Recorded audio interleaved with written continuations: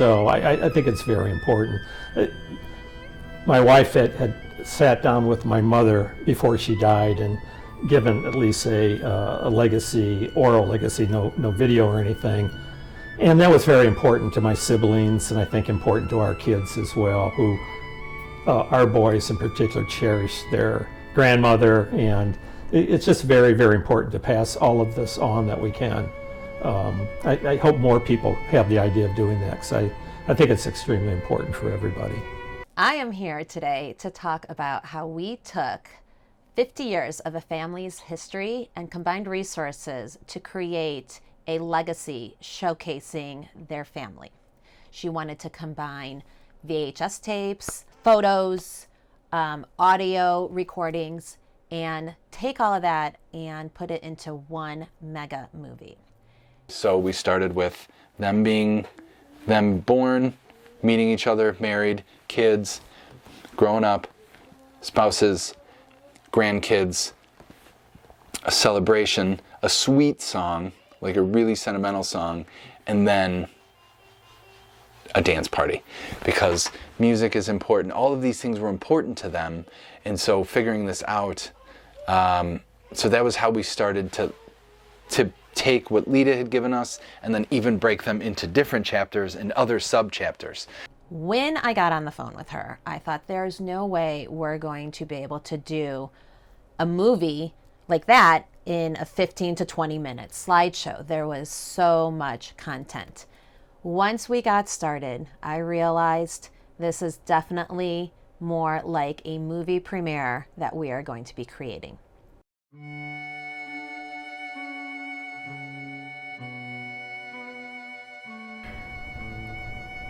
My hope in doing this movie or video is that it's a living, breathing legacy that our children, our grandchildren, perhaps our great-grandchildren can look at and feel that they know us and feel the joy that's exuded from all of the pictures, the videos, the music. I hope that that's what this gift is to our family. Just reviewing this footage and speaking with the client and just sort of hearing all these stories, I was hearing her and him, the husband and wife, in my head. And I imagined that if they were to actually record their voiceover to this stuff, it would just be, I don't want to say it would sell the movie, but it would make the movie go from just being a slideshow to something really special to the people that they were giving it to. We met, well, we didn't meet as early. I first saw my wife in 1972. I was back from Vietnam for a year. My wife was a school teacher full-time and working at a bar at night, a singles bar, which I frequented with friends of mine back here. And I saw her, but certainly I didn't have enough guts to go up and actually talk with her. But I thought, boy, this is somebody I really would like to meet. Because she's doing this as a surprise to her husband and the whole family.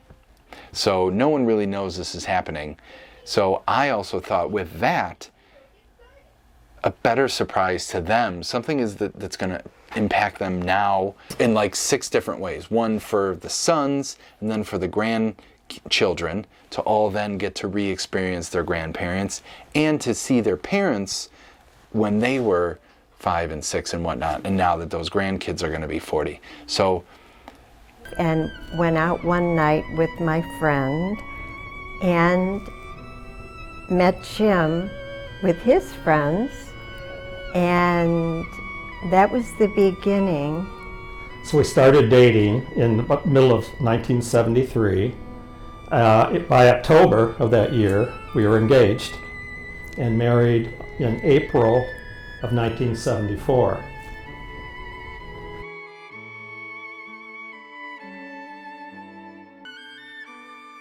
We were married for almost exactly 4 years when we had our first son, Jimmy, who was born in April of 1978. That was the beginning of our family together.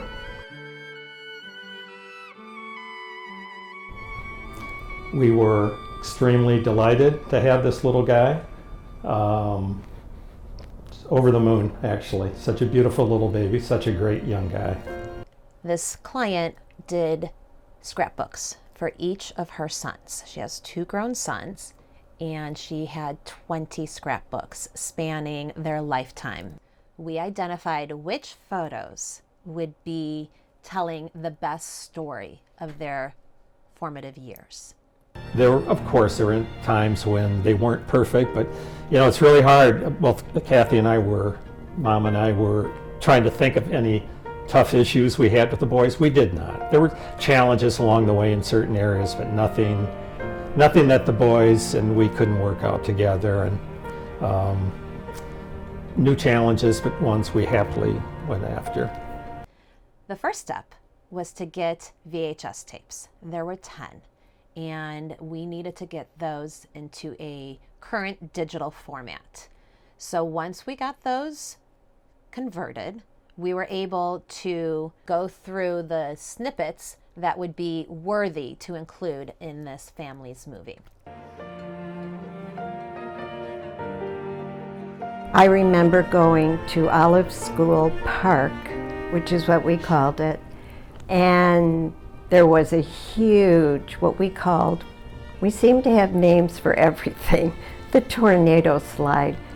And when Matt was just a baby, an infant, I went with a dear friend and her little girl, and I looked up at the top of the tornado slide, and there was my 2-year-old ready to fly down, and I quickly gave my baby, my infant, to my friend and raced over and got up the top of the stairs, and he had already slid down and was going up the steps again. And I thought, well, I guess it's okay. He doesn't seem to be afraid. And I think that's followed Jimmy, that desire to do things, take a risk. He always wanted to be involved where the fun is. And that's another memory I'll never forget. So once I had the videos, I was able to at least sort of go through piece by piece, went through this with them and the clients, and then I also did it, of course. The thing about editing is you got to do like 6 other times by yourself. Going through the footage, it's interesting because I can't just do my old school cut. I feel like the whole family, her, or the client, everyone wants to see these videos. So you can't just like cut them like you would a normal snappy trailer. You want to make them so that people can actually enjoy them. And of course, little Matt always wanted to do what Big Brother would do. So he followed suit, which I see now with my grandsons.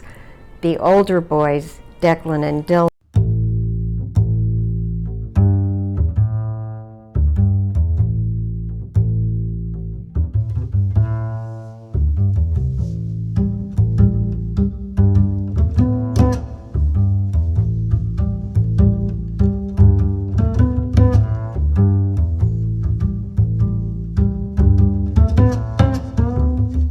Was certainly no small undertaking. There were a lot of moving pieces and a lot of partners that helped in this, from the photo organizing side to the digitizing side to the video compilation.